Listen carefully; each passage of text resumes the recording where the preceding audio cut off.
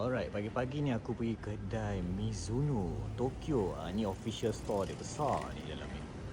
Hari ni release Innovation Pack, jadi dapatlah nombor 7. Okay guys, inilah dia kasut-kasut kat Mizuno ni ya. Dan inilah highlight untuk hari ni, Innovation Pack review. Cantik kan?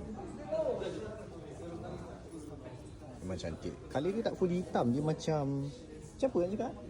Tak purple. Macam tu lah. Dia bukan hitam. Ini hitam. Nampak?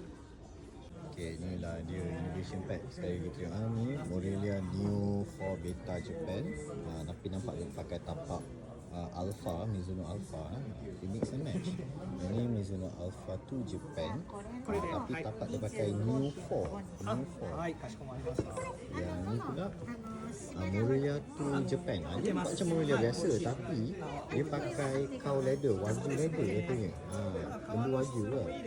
Warna dia pula dia memang bukan hitam tau. Dia macam very hitam lain. Yang ni Morelia Monachida New 3 Japan. Nampak tu.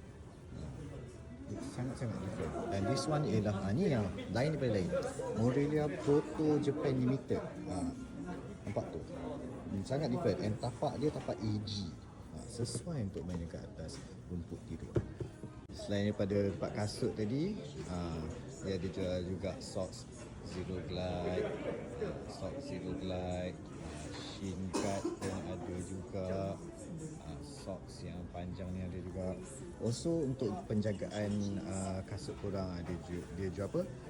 Care kit dia, shampoo lah, berus lah. Ni pun sama juga. And also ada shoe keeper dia. Yang menarik lagi selain daripada kasut ni, nampak tu banyak dia tadi Zero Glide kan. Macam-macam warna, macam-macam size. So hari ni customer order ni Morelia Proto Japan Limited.